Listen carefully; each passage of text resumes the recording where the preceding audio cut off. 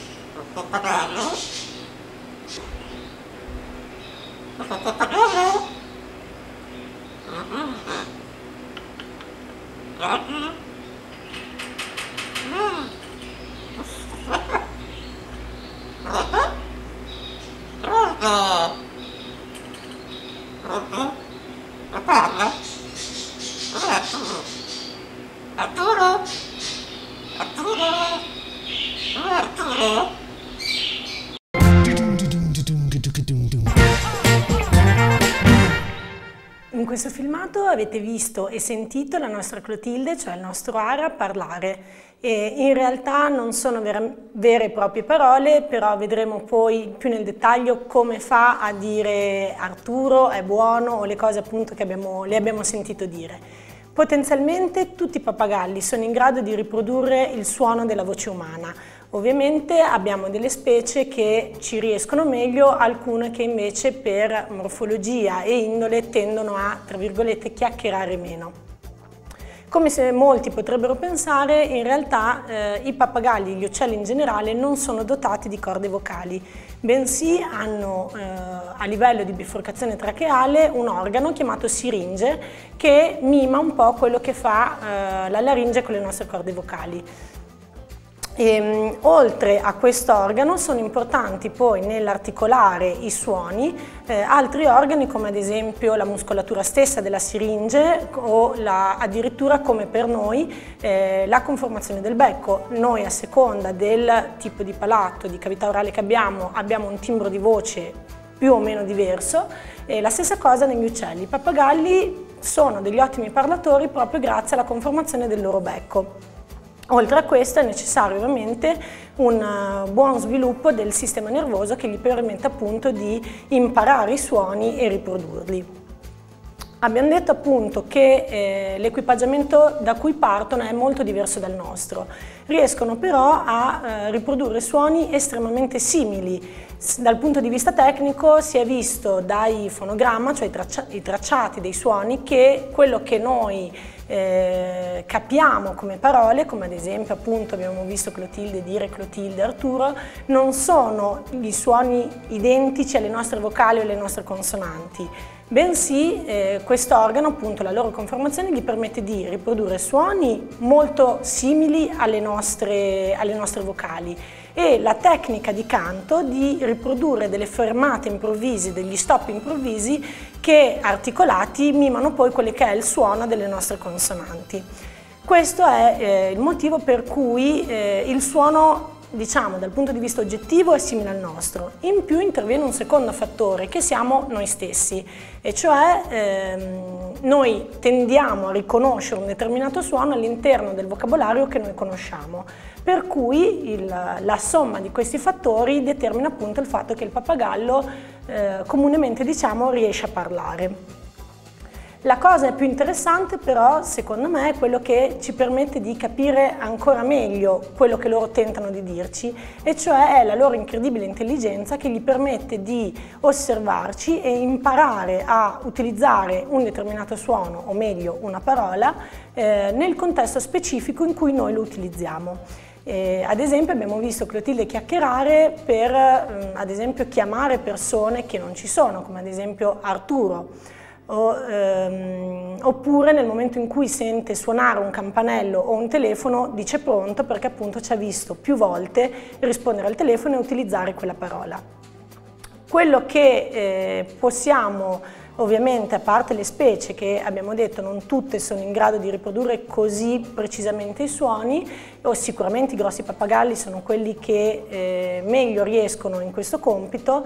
L'altra cosa che determina le capacità del nostro pappagallo è l'apprendimento e lo specifico esercizio che noi faremo con loro a partire dall'età più giovanili, più tenere. Ovviamente questo processo deve essere graduale. La cosa migliore sarebbe insegnargli una sola parola per volta, cercando di pronunciarla sempre con la stessa intonazione e all'interno dello stesso contesto, in modo che possa imparare sia il significato che appunto il suono e articolarlo per poi riprodurlo. Andiamo avanti con una serie di domande che ci avete inviato via mail o che spesso comunque ci fate in negozio, per cui vorremmo rispondere oggi a qualche domanda che ci è arrivata questa settimana. La prima mi chiede se ho comprato un gioco per il mio Labrador ma l'ha distrutto subito, quindi volevo chiedere: tutti i giochi sono adatti a tutti i tipi di cane? No, non tutti i giochi sono adatti a tutti i tipi di cane, ci sono tanti giochi in commercio e possono andare bene tutti come nessuno. Qui ne abbiamo portato qualcuno come esempio. Abbiamo una serie di giochi in corda, in gomma dura, tipo palline di ogni genere, formato, dimensione e morbidezza, giochi che suonano in vinile, giochi che suonano in lattice, oppure peluche. Alcuni adesso hanno anche un gioco nuovo che ha dentro al peluche la bottiglia di plastica, che al cane piace molto. Allora, prima di tutto bisogna capire il cane che abbiamo, come gli piace giocare, se è un cucciolo, se è un cane anziano, se è un cane adulto. Al cucciolo noi sconsigliamo sempre giochi in corda, in peluche, dove si possono staccare delle parti ed essere ingerite. Questo potrebbe portare problemi intestinali, vomito, diarrea, quindi cure veterinarie, perché non sono adatti a cuccioli che hanno bisogno di masticare e comunque di rosicchiare parecchio. Per cui consigliamo principalmente, come questi, giochi in gomma dura, gomma piena, che possiamo riempire con crocchettine, con biscotti, soprattutto nei cani molto attivi, che hanno problemi quindi di ansia da separazione, che si annoiano se noi siamo molte ore fuori casa, che possono quindi per cui con questi possono divertirsi facendoli rotolare, e si svuotano man mano dalle crocchette e dai biscotti, intanto si passano un pochino il tempo. Sono in gomma dura, per cui è molto difficile che riescano a romperli, soprattutto un cucciolo, e mangiarsene dei pezzi. Giochi morbidi tipo questi che suonano in cani di piccola taglia, che magari si divertono a farli suonare ma che non hanno la forza di strapparle. Palline di dimensione adeguata al tipo di cane che avete, e giochi in peluche solo ai cani che piace leccarli, tenerli con sé o scuoterli, con la tipica mossa della predazione. Stessa cosa dei giochi in corda. Ovviamente nei cani molto grandi spesso nessuno di questi, soprattutto cani con mandibole importanti tipo Pitbull, Rottweiler, molto spesso, anche se diamo giochi in gomma dura grandi e i più sicuri che possono esserci, hanno una forza talmente grande nelle mandibole che si possono romperli ugualmente. Quindi la prima cosa è: conoscete bene il vostro cane, come gli piace giocare, e acquistate il gioco giusto.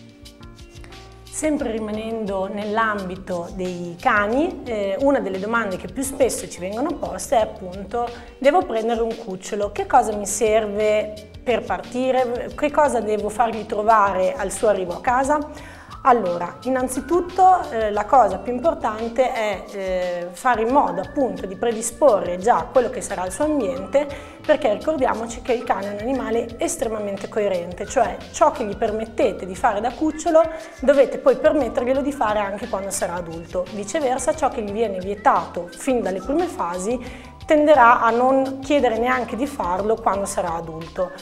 Per questo dobbiamo fare in modo di predisporre tutto al suo arrivo in modo che trovi un ambiente già pronto. Innanzitutto, ovviamente, partiamo dall'alimentazione. Un cucciolo ha un intestino estremamente abitudinario con una flora ben selezionata, per cui è importante non cambiargli nella fase dell'arrivo a casa, che già è stressante di suo, anche l'alimentazione. Per cui la cosa migliore sarebbe informarsi dall'allevatore su che tipo di mangime sta mangiando, oppure farsene dare direttamente una modica quantità, in modo da, almeno i primi giorni, mantenere l'alimentazione identica a quella a cui lui è già abituato. Ovviamente, sempre parlando di alimentazione, dovremmo fornirgli delle ciotole. Le ciotole possono essere di vari materiali, il più adatto, il più igienico, quello che possiamo lavare più facilmente è sicuramente l'acciaio, e hanno diverse forme. Qui vedete abbiamo una ciotola classica e una ciotola detta antiribaltamento. Antiribaltamento perché semplicemente ha dei bordi più larghi rispetto poi alla parte superiore della ciotola, in modo che non riesca, cosa che fa spesso il cucciolo, a fare questa cosa che è il giocare con la ciotola per ribaltare o le crocchette o l'acqua che c'è all'interno. Ovviamente la dimensione della ciotola dovrà essere dimensionata sia al tipo di cane, al tipo di cucciolo che avete acquistato, sia alle ore che passate fuori casa. La ciotola dell'acqua in particolare dovete considerare una capacità sufficiente ad assicurargli una quantità d'acqua disponibile per tutta la giornata, per tutto il tempo che voi sarete via. Oltre a questo, ovviamente, una volta che ci siamo occupati del bere e del mangiare, provvederemo a identificare all'interno della casa quello che sarà il suo luogo di riposo. Luogo di riposo che deve essere in un angolo tranquillo della casa, dove appunto si possa un pochino isolare, ma che non sia magari totalmente escluso dalla nostra vita quotidiana. Per fargli più facilmente riconoscere qual è il suo luogo di riposo, possiamo utilizzare poi delle cucce. In questo caso abbiamo visto una cuccia morbida, ovviamente è indicata per i cani che vivono in appartamento o comunque all'interno dell'abitazione. Possiamo all'interno mettere, e questo vi consiglio di farlo, magari qualche giorno prima di andare a prendere il cucciolo, portate una coperta o un asciugamano, lo lasciate in compagnia della mamma e dei suoi cuccioli e lo mettete poi all'interno della cuccia. In questo modo, quando lui arriverà a casa, sentirà l'odore dei suoi fratelli e della sua mamma e sarà un pochino più quieto, un pochino più tranquillo e sicuramente meno spaventato. Per quelli che invece pensano di tenere il cane fuori casa in giardino, abituatelo fin da subito alla sua cuccia esterna, che ovviamente sarà fatta in materiali adeguati, per cui tipicamente in legno o resina, o eventualmente resine plastiche resistenti agli agenti atmosferici. Altra cosa, ovviamente, dovremmo abituarlo fin da subito alle passeggiate, per cui abituarlo al contatto con quello che è il collare, o meglio ancora la pettorina, e la costrizione, tra virgolette, del guinzaglio. Ovviamente all'inizio, soprattutto se l'allevatore non l'ha mai portato a passeggio, potrà tendere a mordicchiare sia la pettorina che il collare o il guinzaglio.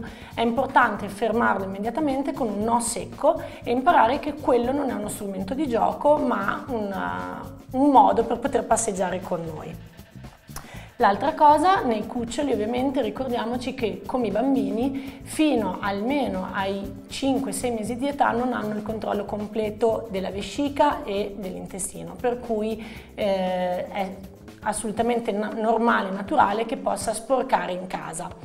Questo dobbiamo tollerarlo, avere pazienza, non sgridarlo eccessivamente e predisporci noi perché non possa fare danni. A questo proposito la cosa più utilizzata e anche più comoda sono le traverse assorbenti, che hanno appunto la funzione di assorbire l'urina, limitare gli odori ed evitare che possa sporcare le superfici di casa.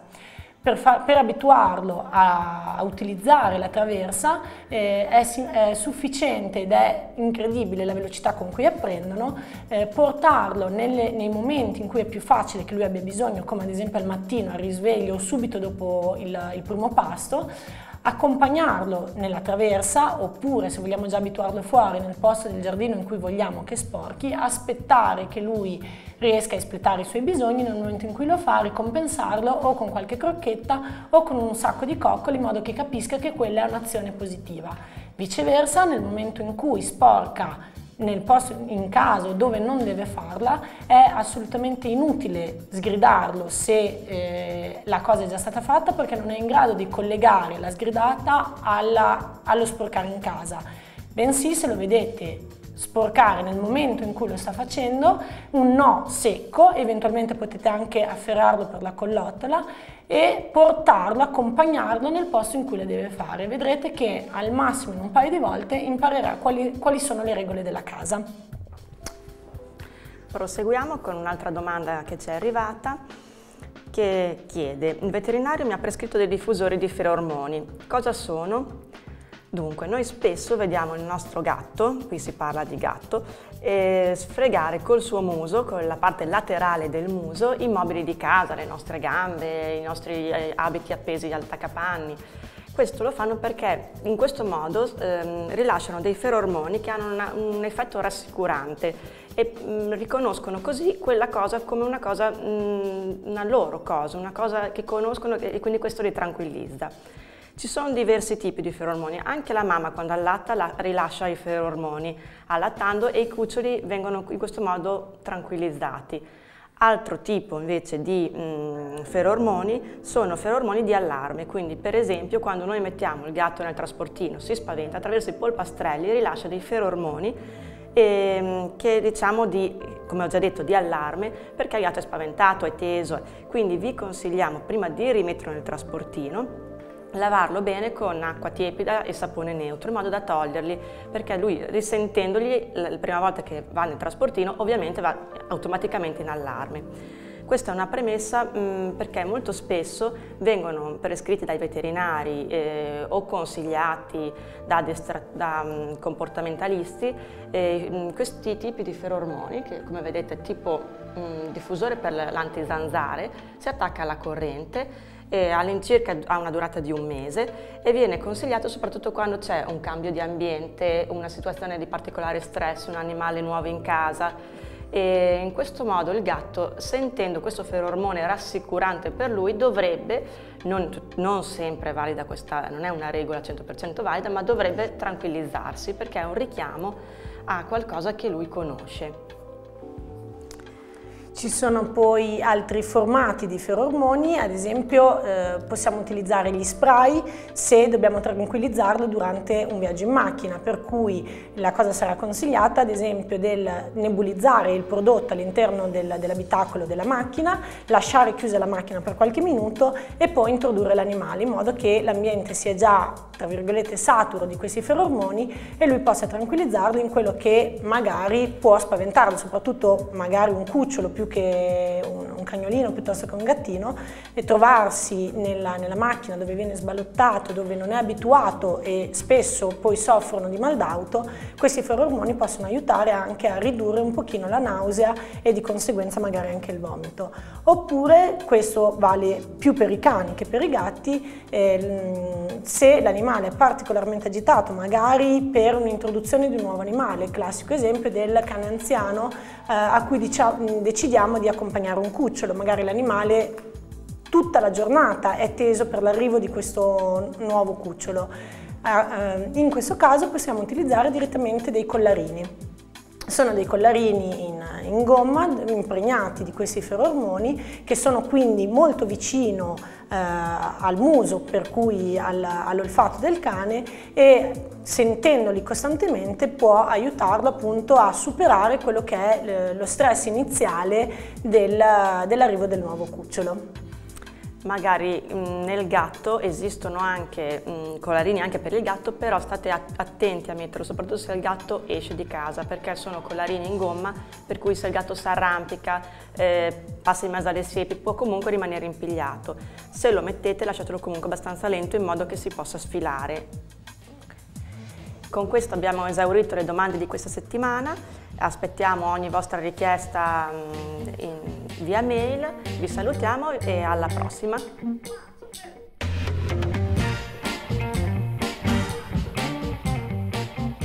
Davvero molto esaurienti le risposte che ci hanno dato le nostre ragazze. E allora, se avete domande, ricordatevi sempre di scrivere all'indirizzo che vi ho detto poc'anzi, vale a dire programmi@di-tv.net. Appuntamento a domani, venerdì. Perché rido? Perché il venerdì è la puntata di Stories, quella del nostro Alan, che domani incontra addirittura un'esperta dei cosplay.